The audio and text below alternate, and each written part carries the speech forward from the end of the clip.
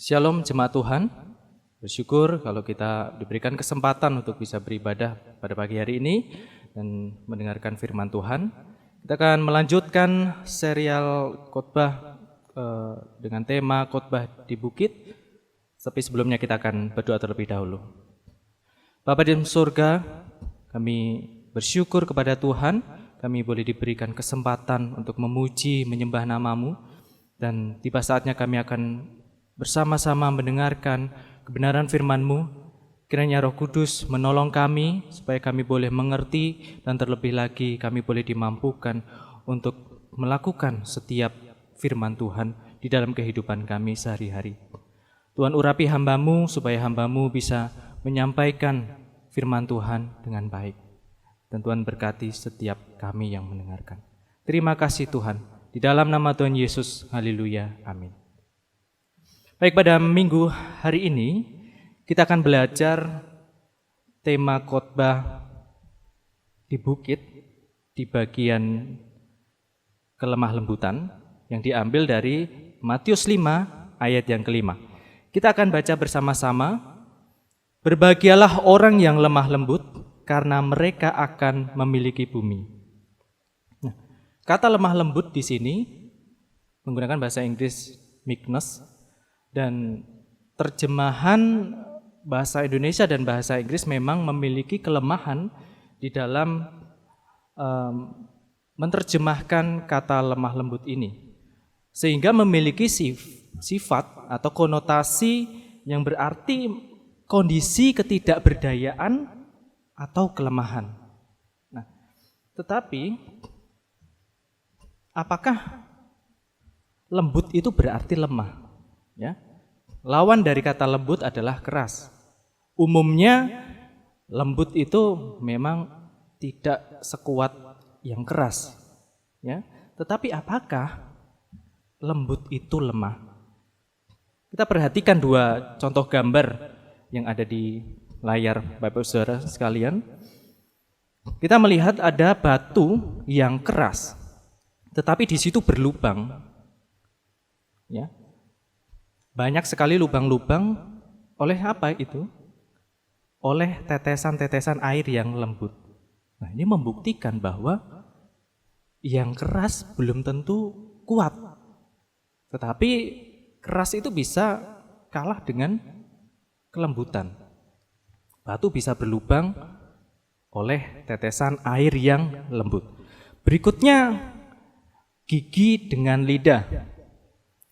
Nah, kita tahu kalau gigi itu lebih keras ya dari lidah, tetapi gigi lebih mudah lubang atau bahkan ompong ya. Kalau orang semakin usia semakin lanjut, gigi semakin berkurang, bentuknya pun berubah gitu ya. Tetapi sampai umur berapapun, sampai usia sudah lanjut, lidah kita itu tetap, bentuknya tetap. Walaupun lidah itu lembut ya, tidak sekeras gigi. Nah, di sini pun membuktikan bahwa sesuatu yang lembut itu tidak selalu lemah.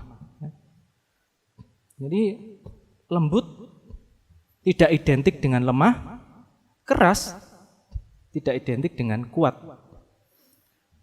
Nah, kata lemah lembut dari Matius 5 ayat 5 tadi, bahasa aslinya itu adalah praus, artinya kelembutan hati. Jadi bukan lemah lembut, tetapi kelembutan hati. Dan ini memiliki makna yang begitu dalam yang nanti kita akan pelajari bersama-sama. Sejatinya, orang lemah lembut hatinya merupakan pribadi yang kuat, yang tidak dikendalikan oleh egonya. Ya. Berikutnya, kalau Tuhan Yesus tadi dikatakan di Matius 5 ayat 5 mengatakan bahwa orang yang lembut hatinya akan memiliki bumi. Maksudnya seperti apa? Di dalam sejarah perjanjian lama, Musa disebut sebagai orang yang memiliki kelembutan hati. Ya. Dalam Bilangan 12 ayat 3 dikatakan, adapun Musa ialah seorang yang sangat lembut hatinya. Lebih dari setiap manusia yang di atas muka bumi. Ini merupakan berkat daripada Tuhan, ya. Diberikan identitas sebagai orang yang sangat lembut hatinya. Kalau kita melihat tokoh Musa, beliau adalah salah satu tokoh yang paling berpengaruh dalam sejarah dunia ini, ya. Ia adalah seorang pemimpin yang terbesar dan juga pemberi hukum terbesar yang pernah ada di dunia. Dia juga seorang pemimpin bangsa Israel yang membawa keluar dari perbudakan, ya, dengan pertolongan Tuhan. Dan Musa pun merupakan tokoh yang dikagumi oleh orang Yahudi, Nasrani, dan juga saudara-saudara kita yang Muslim. Ini merupakan tokoh besar yang dihormati dan dikagumi, tetapi memiliki kelembutan hati, ya. Sehingga orang yang lembut hatinya itu akan dihormati dan menjadi pribadi yang berpengaruh. Seperti apa orang yang lembut hatinya? Yang pertama, arti yang pertama, orang yang lembut hatinya adalah orang yang mau belajar atau dididik, ya. Dalam bahasa aslinya kata lembut hatinya ini dipakai untuk menyebutkan hewan dari kehidupan liar yang telah dijinakkan dan selalu di bawah kendali tuannya. Kalau kita melihat gambar ini adalah gambar 2 ekor harimau yang adalah termasuk hewan buas, ya. Di kehidupan liar dia adalah termasuk hewan buas. Tetapi dididik, dilatih, diajari berbagai macam oleh pelatihnya sehingga ada di dalam kendali pelatihnya atau tuannya, ya. Hewan ini menjadi taat, selalu menuruti perintah dan mudah dikendalikan setelah sekian lama menjalani pelatihan. Ini bukan hal yang mudah, bukan hal yang instan, tetapi seorang dengan kelembutan hati itu memiliki harus dalam proses belajar dan mau dididik, ya. Sifat inilah yang dimiliki oleh Yesus. Di dalam Matius 11 ayat yang ke-29 dalam terjemahan bahasa Indonesia sehari-hari berkata, "Ikutlah perintahku dan belajarlah daripadaku. Sebab aku ini lemah lembut dan rendah hati, maka kamu akan merasa segar." Nah, kata belajar di sini berarti menambah pengetahuan, kemudian mendengar, praktik. Jadi melakukan apa yang dipelajari itu dilakukan dan kemudian membiasakan diri. Orang yang belajar pasti akan memiliki kebiasaan diri yang berbeda dari sebelum dia belajar, ya. Yesus sejak kecil termasuk anak yang suka belajar, ya. Dalam Lukas 2 ayat 46 dikatakan, setelah 3 hari mencari, mereka mendapati dia, Yesus, di dalam rumah Tuhan. Ia sedang duduk mendengarkan para guru agama dan mengajukan pertanyaan-pertanyaan. Ini. Yesus sejak kecil mau belajar, mau mendengar, mengajukan pertanyaan-pertanyaan untuk menambah pengetahuan. Nah, dari situlah Yesus mulai dibangun karakternya, kebiasaannya. Ya. Tidak hanya dari kecil, ya. Bukan hanya sejak kecil, saat kecil, tetapi sampai kepada Yesus dewasa pun Yesus senang belajar, ya. Kita melihat di dalam Lukas 4 ayat 16 sampai 17, ia datang ke Nazaret tempat ia dibesarkan, dan menurut kebiasaannya pada hari Sabat ia masuk ke rumah ibadat, lalu berdiri hendak membaca dari Alkitab. Orang yang mau belajar itu mau membaca, ya. Kepadanya diberikan kitab Nabi Yesaya dan setelah dibukanya ia menemukan nas di mana ada tertulis. Nah, ketika orang yang mau membaca itu menemukan sesuatu yang baru, ya. Kalau rasa-rasanya tidak ada sesuatu hal yang baru ditemukan, yang kita temukan, artinya kita tidak belajar, ya. Kita dikatakan belajar ketika ada sesuatu yang berubah dalam diri kita. Entah itu pengetahuan kita bertambah, pemahaman kita diubahkan, dan kebiasaan kita, sikap hidup kita berbeda, itu artinya kita melakukan proses pembelajaran. Nah, belajar ini tidak mengenal usia dan waktu, ya. Baik itu anak kecil, orang dewasa, orang yang sudah tua, seumur hidup kita, seumur hidup manusia, itu merupakan proses pembelajaran. Ya. Tan Malaka, salah satu pahlawan nasional Indonesia, pejuang kemerdekaan Indonesia, mengatakan, tujuan pendidikan itu untuk mempertajam kecerdasan, untuk memperkukuh kemauan, serta memperhalus perasaan. Nah ini, proses belajar ini juga membentuk perasaan seseorang, ya, mempengaruhi hati, sikap, sifat seseorang.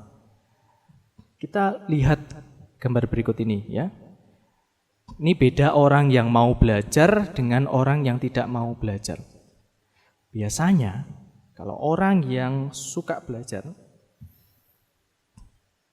itu lebih cenderung tenang. Bandingkan dengan sebelahnya itu, ya. Orang yang tidak mau belajar itu cenderung ngotot, gitu.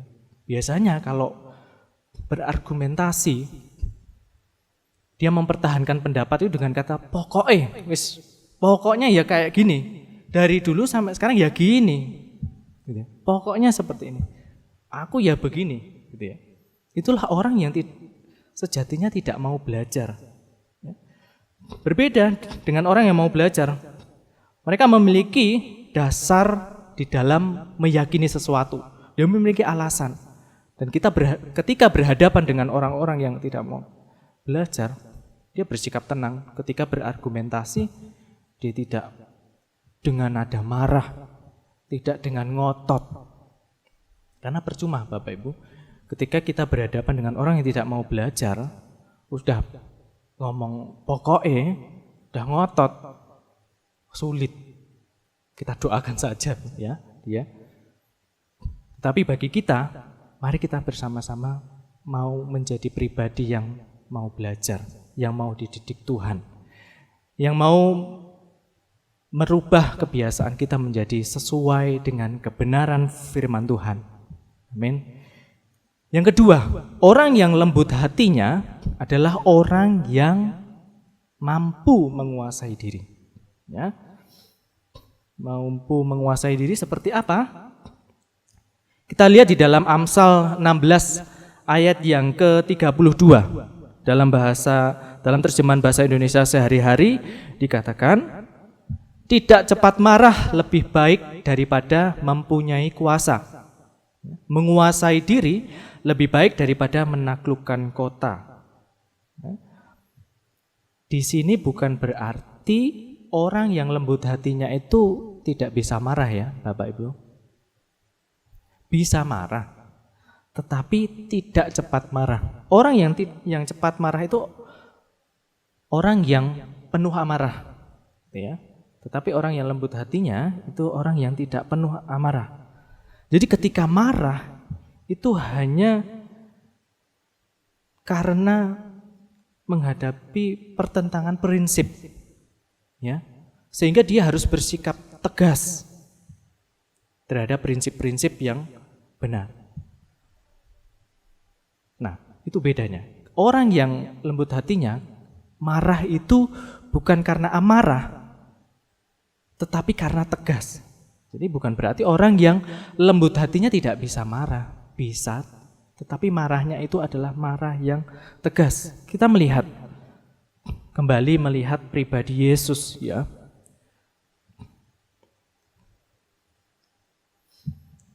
Di dalam Matius 21 ayat yang ke-12 sampai 13 dikatakan, lalu Yesus masuk ke bait Allah dan mengusir semua orang yang berjual beli di halaman bait Allah. Ia membalikkan meja-meja penukar uang dan bangku-bangku pedagang merpati dan berkata kepada mereka, ada tertulis, rumahku akan disebut rumah doa, tetapi kamu menjadikannya sarang penyamun.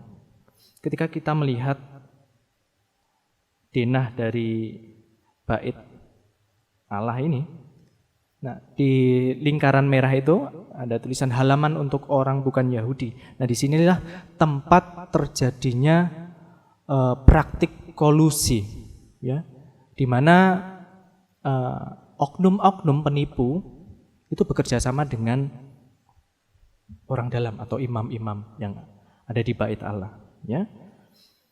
Nah, kenapa Yesus marah atau bersikap tegas? Karena halaman bait Allah ini adalah tempat bagi orang-orang yang bukan Yahudi yang ingin beribadah kepada Allah. Namun, tempat yang harusnya menjadi tempat ibadah bagi orang non-Yahudi yang memiliki kerinduan untuk belajar agama Yahudi, mengenal Allah Yahweh, tetapi dipakai untuk tempat mencari keuntungan dengan cara menipu orang-orang yang ingin mempersembahkan korban. Nah ini, Yesus marah karena tempat yang harusnya menjadi tempat peribadatan digunakan sebagai tempat untuk praktik kolusi. Maka Yesus bertindak tegas, memarahi, menjungkir balikan meja-meja penukaran uang dan barang-barang dagangan para setiap oknum penjahat ini, ya. Nah, setiap orang yang membawa hewan korban biasanya itu dicek terlebih dahulu. Nah, dan oleh oknum-oknum ini itu selalu dicari-cari, ya. Dicari-cari cacat dari hewan itu. Kalau ditemukan cacat bahkan sedikit, itu enggak diterima. Jadi disuruh membeli hewan yang ada di situ, di bait Allah itu yang dijual, tetapi dengan harga yang berlipat-lipat dari harga seharusnya hewan tersebut. Nah ini sangat-sangat merugikan orang-orang yang memiliki kerinduan untuk beribadah kepada Tuhan. Nah, inilah mengapa Yesus marah. Yesus yang memiliki kelembutan hati marah, bersikap tegas kepada ketidakbenaran, ya. Yang ketiga, orang yang lembut hatinya sepenuhnya mengandalkan Tuhan. Kita baca di dalam Yeremia 17 ayat yang ke-7, dikatakan, diberkatilah orang yang mengandalkan Tuhan, yang menaruh harapannya pada Tuhan. Nah, di gambar ada gambar seorang mantan presiden Amerika, Abraham Lincoln, ya. Dalam sebuah survei, nama Abraham Lincoln ini disebut sebagai presiden Amerika terbaik, ya. Nah, keberhasilannya terletak pada kesadarannya untuk selalu mengandalkan Tuhan. Nah, Abraham Lincoln dikenal juga sebagai presiden Amerika yang semua pemikiran, keputusan, dan kebijakannya sangat dipengaruhi oleh nilai-nilai Alkitab. Ini luar biasa sekali, Bapak-Ibu Saudara. Nah, dan juga Alkitab Abraham Lincoln masih dipakai hingga saat ini untuk pelantikan presiden Amerika. Ini teladan yang baik, ya, dari seorang presiden yang senantiasa mengandalkan Tuhan di dalam setiap pengambilan keputusan. Nah, saya mengambil kesaksian dari orang dekat Abraham Lincoln ini, ya. Nah, orang ini tanpa sengaja berjalan dan melihat ruangan yang sedikit terbuka dan dia mendengar ada suara gitu, ya. Kemudian orang ini mencoba mendekati dan juga dengan seksama mendengarkan apa yang dibicarakan gitu, ya. Nah, ternyata yang dilihatnya dari balik pintu adalah seorang Abraham Lincoln yang sedang berdoa, dan doanya adalah seperti ini. Tuhan Yesus, tolong saya untuk dapat memimpin bangsa yang besar ini. Ini luar biasa. Seorang presiden yang mengandalkan Tuhan. Di dalam setiap pengambilan keputusan, melakukan aktivitas yang mempengaruhi banyak orang di dalam kehidupan sehari-harinya, dia selalu mengandalkan Tuhan. Dia mempraktikkan. Nah ini, karena dia orang yang mau belajar sehingga dia mempraktikkan nilai-nilai kebenaran firman Tuhan. Ini luar biasa. Ini orang yang salah satu orang yang lembut hatinya. Ya. C.S. Lewis mengatakan, mengandalkan Tuhan harus selalu dimulai setiap hari sebelum Anda melakukan yang lain. Ya. Artinya apa? Artinya selalu andalkan Tuhan dalam setiap aktivitas kita. Kita bangun tidur setiap hari, sebelum melakukan aktivitas apapun, andalkan Tuhan. Orang yang lembut hatinya adalah orang yang sepenuhnya mengandalkan Tuhan. Orang yang mau belajar seperti hewan liar yang dijinakkan itu, yang sudah dilatih, yang sudah dididik, dia sudah tidak bisa atau tidak mau untuk mengikuti keinginannya sendiri. Dia hanya mau tunduk kepada tuannya atau pelatihnya itu ya. Dia mau mengikuti kehendak tuannya. Dia mau mengandalkan tuannya. Mari Bapak Ibu Saudara sekalian, kita belajar menjadi orang yang selalu mengandalkan Tuhan. Ya. Kita kembali ya, simpulkan untuk pelajaran kita pada minggu hari ini. Orang yang lembut hatinya merupakan pribadi yang kuat. Ya. Kemudian orang yang lembut hatinya akan dihormati dan menjadi pribadi yang berpengaruh. Baik itu berpengaruh di dalam keluarga, di dalam lingkungan, bahkan kalau dipercaya dalam organisasi, bahkan sampai dipercaya untuk hal-hal yang besar, itu biasanya orang-orang yang lembut hatinya. Artinya orang yang sudah bisa memimpin dirinya sendiri, kemudian mampu di dalam memimpin orang lain.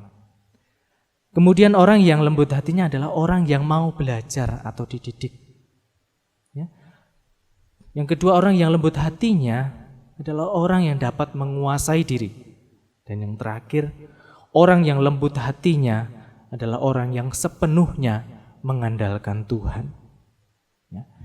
Kiranya firman Tuhan bisa menjadi penguat bagi kita, mengkoreksi cara pandang kita, pengertian kita, cara hidup kita, supaya kita menjadi pribadi yang memiliki kelembutan hati, yang mau belajar, yang mampu menguasai diri, dan yang senantiasa mengandalkan Tuhan.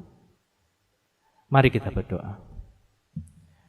Bapa di dalam surga, kami mengucap syukur untuk firman-Mu.